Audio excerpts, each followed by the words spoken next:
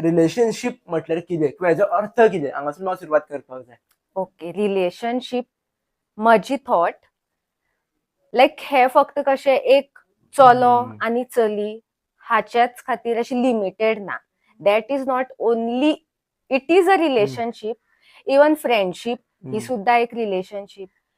तुजी चल्या वांगडा फ्रेंडशीप आसा, चले वांगडा फ्रेंडशीप आसा, तुजे आनी तुजे सिबलिंग्सा मदले बॉन्ड ते बीन एक रिलेशनशिप. तू तुजे पेरंट्स ते बीन एक रिलेशनशिप. तुजी relationship with the society like तुजी नेबर्स आसा, फ्रेंड्स आसा, whoever.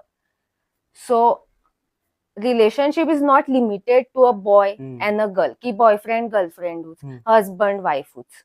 It is diverse. Your relationship with yourself is also a relationship.